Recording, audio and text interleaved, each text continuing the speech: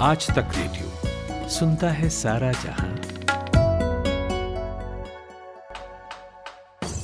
नायक और खलनायक, विद्वान और महारथी, कला के ऐसे सितारे जो अब भी आसमान में चमकते हैं, और ऐसी हस्तियां जो इतिहास में अमर हैं। उजले व्यक्तित्व के धनी भी और स्याह पहलुओं के लोग भी। ये वो लोग जो मशहूर हैं। ये है नामी गिरामी। ये वक्त था जब मद्रास को तमिलनाडु बने 28 बरस का समय बीत चुका था। प्रदेश में सत्ता के समीकरण बदलने वाले थे। कुछ चेहरों का उभार होना था, जिसकी शुरुआत पुरुषों के दबदबे से भरी तमिलनाडु असेंबली से एक महिला के हाथों होनी थी। 25 नवंबर 1989 सत्ता पक्ष की बेंच से मुख्यमंत्री एम करुणानिधि बजट पेश करने वाले थे। वो कुछ कहते इससे पहले तमिलनाडु कांग्रेस कमेटी के नेता अनंथन अपनी जगह से खड़े होकर जोर से चिल्लाते हुए बोले, मुख्यमंत्री जी, आपकी पुलिस ने संविधान की मर्यादा का उल्लंघन किया है। विपक्ष की नेता पर गलत तरीके से एक्शन लिया गया है। हम ये बर्दाश्त नहीं करेंगे। अनंथनन के जोशीले प्रतिरोध ने विधानसभा की कार्यवाही में गर्मी ला दी। शोर में नेता प्रतिपक्ष की आवाज सबसे बुलंद थी। वो बोली, करुणानिधि जी, आपकी सरकार ने मेरा फोन टैप किया। मेरे ऊपर गलत तरीके से एक्शन लिया गया। ये इस सभा का अपमान है। आपको और आपके मंत्रियों को इस्तीफा देना चाहिए। माहौल को बिगड़ता देख स्पीकर पीएच पांडियन ने सभी से शांत होने का आग्रह किया और कहा, बेहतर होगा कि आज चर्चा बजट पर हो, जिसके लिए हम आज उपस्थित हैं। मगर आग्रह को दरकिनार कर नेता प्रतिपक्ष बोली, हमें यह मान्य नहीं कि ऐसा व्यक्ति जो क्रिमिनल एक्ट में लिप्त हो वो बजट पेश करे। हम इसका विरोध करते हैं। अब तक विधानसभा में धक्का मुक्की शुरू हो चुकी थी। नेता अपनी कुर्सियां छोड़ एक दूसरे को झंझोड़ रहे थे। इस बीच देखा गया कि किसी ने सीएम करुणानिधि को धक्का दे दिया। वो जमीन पर गिर गए। विधानसभा में सूबे के सीएम को फर्श पर देख सत्तारूढ़ द्रमुक के विधायक हत्थे से उखड़ गए। वो बदला लेने विपक्षियों की तरफ बढ़े। उनके सामने नेता प्रतिपक्ष थी। किसी ने उनकी चोटी पकड़ी और घसीटना शुरू कर दिया। दूसरे ने साड़ी पकड़कर खींचा। बदहवास विधायकों के हाथ में जो आ रहा था, एक दूसरे को वहीं फेंक कर मार रहे थे। माइक भी बेंचों पर नहीं, हवा में थे। कड़ी मशक्कत से विपक्ष के नेताओं ने नेता विपक्ष को भीड़ से निकाला। उलझे बाल, बेतरतीब साड़ी और गालों पर लुढ़क आए आंसुओं को पोंछती वो असेंबली से बाहर निकली और गुस्से में बोली, मैं ये दिन नहीं भूलूंगी। आज जो मेरे साथ हुआ, मैं उसका जवाब दूंगी। अगली बार इस असेंबली में कदम मुख्यमंत्री की हैसियत से रखूंगी। मैं जयललिता ये शपथ लेती हूं।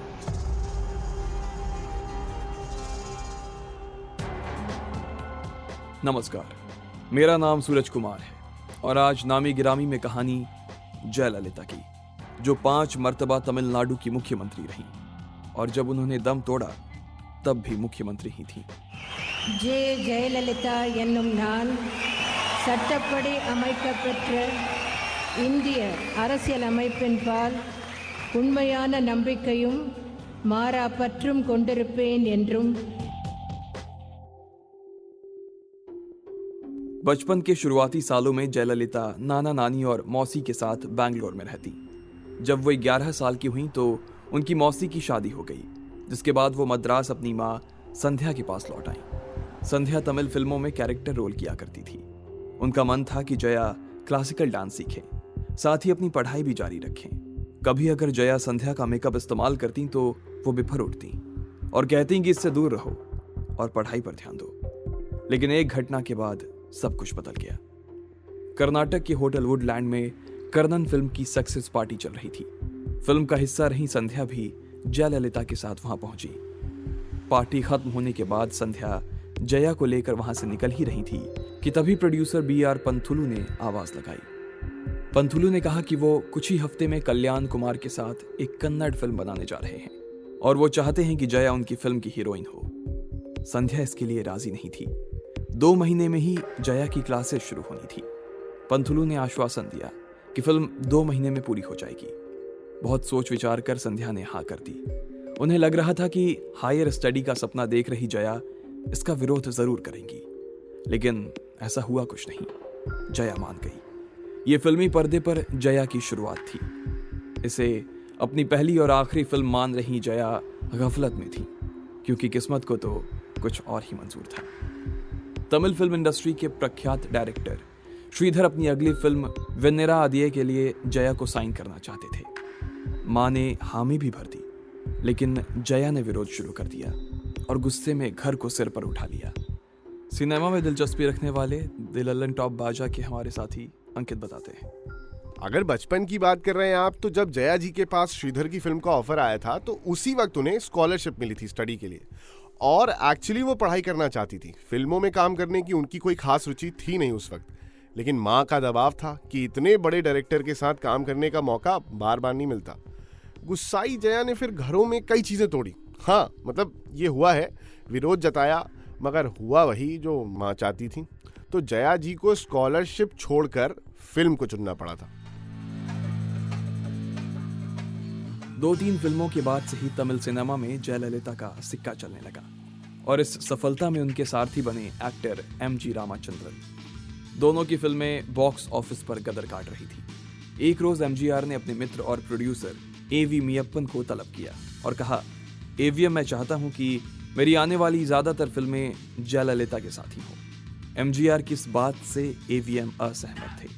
उन्होंने खुलकर इसे जाहिर भी किया। नाराज MGR ने AVM प्रोडक्शन से जुड़ी हर फिल्म को डिले करना शुरू कर दिया। इससे AVM का प्रोडक्शन कॉस्ट बढ़ता चला गया। MGR के बदले रुख से परेशान AVM ने तय किया कि उनकी फिल्मों में जयललिता की वापसी होगी।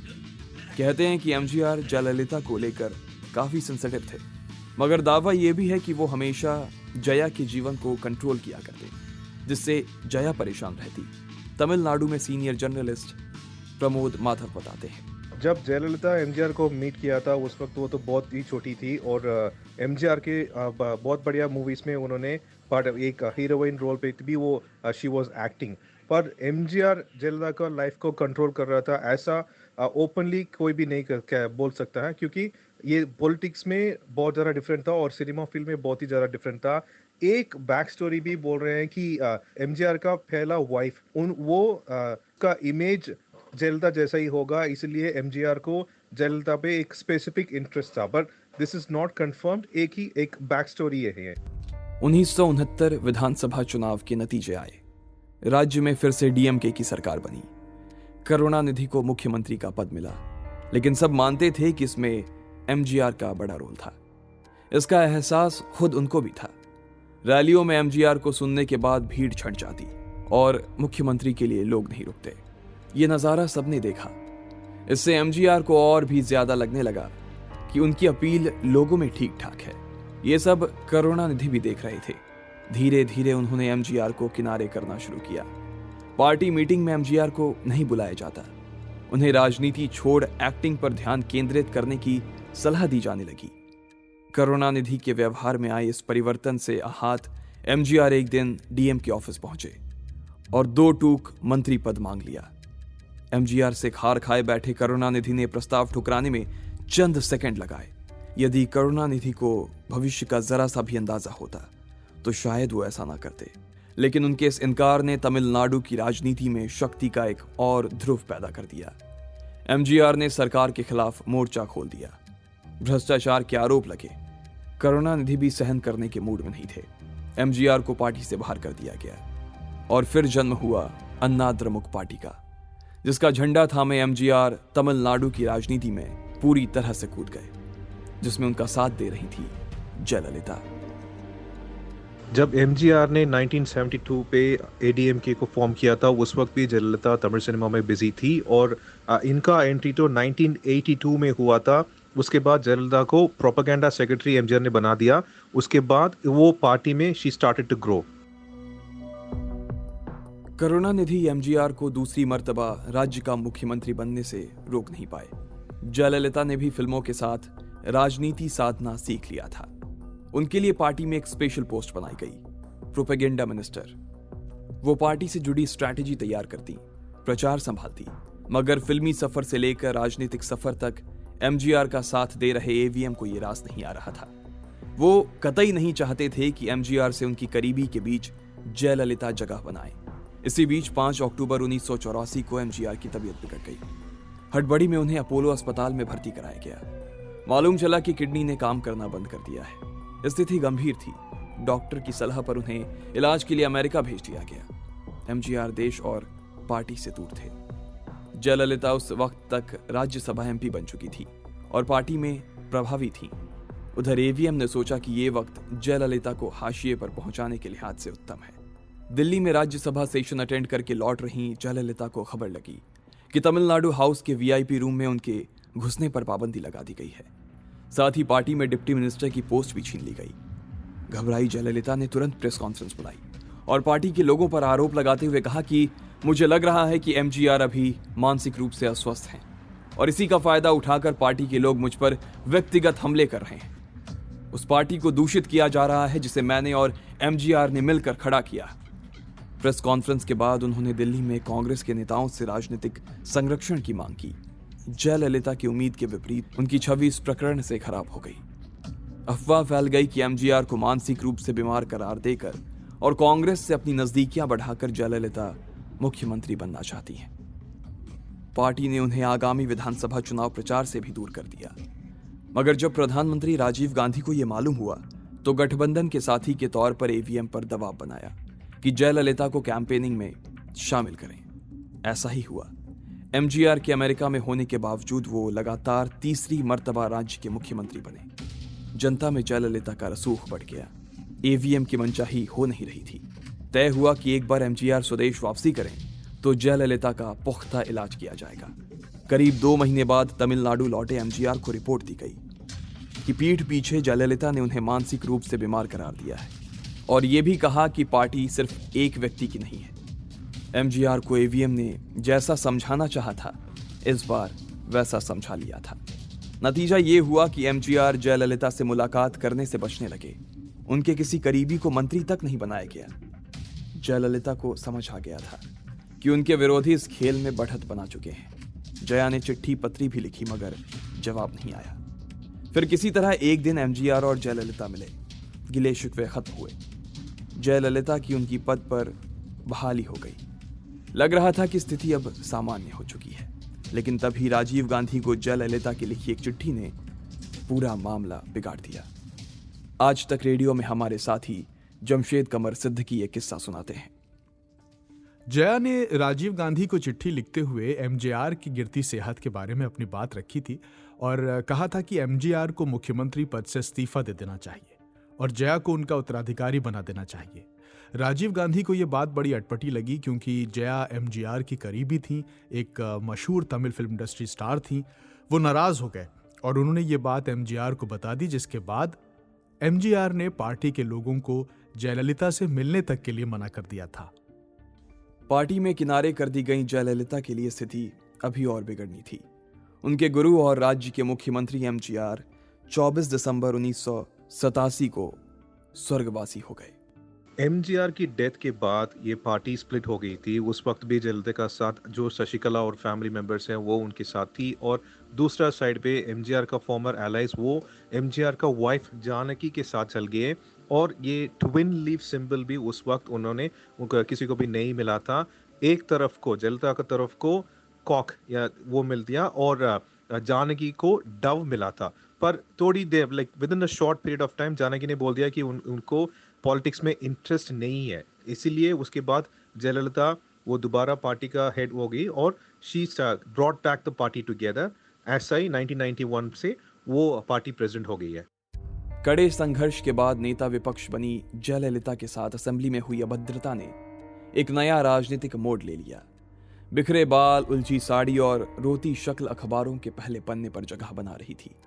इसने आगामी चुनाव के लिए जयललिता के पक्ष में माहौल बना दिया। 1989 में राजीव गांधी की हत्या तमिलनाडु में हो गई। कांग्रेस का गठबंधन जयललिता की पार्टी के साथ था। सहानुभूति की लहर चली तो केंद्र और राज्य दोनों जगह कांग्रेस सत्ता में आ गई। तमिलनाडु में अन्ना द्रमुक बड़ी पार्टी थी तो मुख्यमंत्री जयललिता बनी। 2 साल पहले असेंबली के बाहर जयललिता ने जो शपथ ली थी वो पूरी हो गई। तमिलनाडु पॉलिटिक्स में जयललिता का एसेंट पहले 1989 पे वो ऑपोजिशन लीडर थी, पर Rajiv Gandhi former prime minister के असैसिनेशन के बाद वो सिंपैथी वेव से एडीएमके को एक मैसिव विक्ट्री मिला था और कांग्रेस के अलायंस के साथ उन्होंने 234 सीट्स पे 225 सीट्स एडीएमके उस वक्त जीत गए थे और आफ्टर दैट ये Jayalalithaa became the youngest chief minister of Tamil Nadu और उस 5 सालों 1991 टू 1996 पे 3 इंपॉर्टेंट डिसीजन लिए थी और पहला स्कीम है child Thottil Kuzhandhai Thittam which means cradle baby scheme और ये स्कीम को स्पेसिफिकली जयललिता ने फीमेल इन्फेंटिसाइड उस वक्त तमिलनाडु पे वो बहुत बढ़िया डिजास्टर था फीमेल इन्फेंटिसाइड उसको रिड्यूस करने के लिए उस स्कीम को जयललिता ने इंट्रोड्यूस किया थी उसके बाद 30% quota for women in police jobs उन्होंने जयललिता ने वो इंट्रोड्यूस किया थी और after that very important all women police station जो एक पूरा police station handled by entire women force वो भी जयललिता ने उस वक्त ही इंट्रोड्यूस की थी। एक और जहां कांग्रेस के साथ तमिलनाडु सरकार का संतुलन बिगड़ रहा था वहीं पार्टी में जी हुजूरी भी तेज थी। नेता अपने बाजू पर जयललिता के टैटू गुदवा रहे थे। जब तक जया का हेलीकॉप्टर आंखों से ओझल ना होता तब तक पार्टी के नेता सिर झुकाए उनके सम्मान में खड़े होते। असेंबली के स्पीकर सेदा पट्टी मुथैया जया के सामने अपनी कुर्सी तक पर नहीं बैठते। पूर्ण बहुमत से सत्ता में आई जयललिता की बॉडी लैंग्वेज बदल रही थी। उनके भाषणों में सिर्फ मैं और मेरा झलकने लगा। अखबारों और मैगजीनों में जयललिता को कठोर शासक बताया जाने लगा। पार्टी के कार्यकर्ता न्यूज चैनलों की कवरेज से नाराज होकर तोड़फोड़ करने पहुंच जाते। यहां तक कि असेंबली में जयललिता खुद न्यूज मैगजीन के एडिटरों के खिलाफ स्पीकर से कार्रवाई करने की मांग करने लगी। उनकी सख्ती का शिकार विपक्ष भी हुआ। सार्वजनिक मंचों से सरकार की आलोचना करने पर पुलिस के हाथों हिरासत में लिया जाना अब आम बात हो गई थी। लेकिन वक्त हमेशा एक सा नहीं रहता। करुणानिधि के अच्छे दिन भी लौट आए। विपक्ष में बैठी जयललिता पर करप्शन के आरोप लगे और उन्हें खुद जेल तक जाना पड़ा। जयललिता पे 1991 की बहुत ज़्यादा करप्शन चार्जेस है। उसमें पहला है एक कलर टीवी स्कीम, उसमें अपेरेंटली 10.13 करोड़ का एक स्कैम ऐसा एक केस थी। Because of that she got arrested also. उसके बाद बहुत ज़्यादा फेमा केसेस भी है और उस केसेस पे जयललिता और शशिकला उनका दोनों का ही नाम है। और उसके बाद डिस्प्रपोर्शनेट एसेट केस जिस केस की लाइक रीजन ही शी वाज अरेस्टेड और परप्पना अग्रहारा प्रिजन में she had to stay along with Sasikala. TANSI case Jayalalithaa के गले की फांस बना हुआ था। सुप्रीम कोर्ट के आदेश पर 2001 का चुनाव जीतने के बाद 4 महीने के भीतर उन्हें कुर्सी छोड़नी पड़ी। मगर उनकी लोकप्रियता में कमी नहीं हुई। उनके समर्थक मानते थे कि अम्मा नहीं बल्कि करप्शन में उनके मंत्री लिप्त हैं। 2002 में फिर चुनाव हुए तो जयललिता ने अपनी लोकप्रियता का लोहा तीसरी बार मुख्यमंत्री बनकर मनवा लिया। 2006 में वो चुनाव हारी लेकिन 2011 में फिर वापसी कर ली। जयललिता तमिलनाडु की सियासत का वो नाम बन चुकी थी जिनके इर्द गिर्द राज्य की कहानी लिखी जा रही थी। पूरा देश उनकी और करुणानिधि की पॉलिटिकल राइवलरी का गवाह बन रहा था। मगर 2016 में एक बड़ा हादसा दस्तक देने वाला था। तमिलनाडु से केंद्र तक अपनी पैठ जमा चुकी जयललिता के लिए सब ठीक ठाक चल रहा था। चिर प्रतिद्वंदी करुणानिधि खराब तबीयत के कारण खुद को राजनीति से दूर कर चुके थे। ऐसा लगने लगा था कि आने वाले दिनों में अन्ना द्रमुक और जयललिता का राज्य में एक छत्र राज होगा। मगर 4 दिसंबर 2016 को न्यूज चैनलों पर एक ब्रेकिंग फ्लैश हुई। और इस वक्त की बड़ी खबर जो आ रही, तमिलनाडु की मुख्यमंत्री जयललिता का निधन हो चुका है। दिल का दौरा पड़ने से जयललिता का देहांत हो गया। जीवन भर हंगामे के बीच रही जयललिता की मौत भी हंगामे खेज थी और उनकी मौत में उनकी सहेली शशिकला का हाथ था, ऐसा आरोप लगने लगा।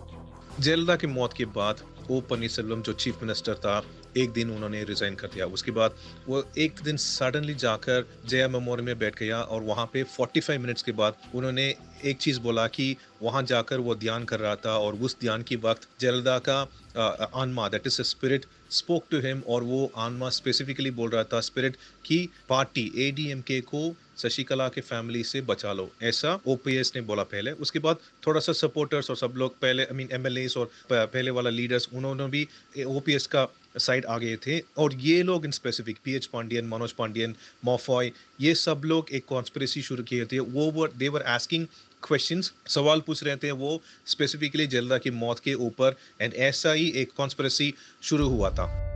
3 दशक से ज्यादा समय तक तमिलनाडु की राजनीति पर राज करने वाली जयललिता का जीवन उतार चढ़ाव से भरा रहा।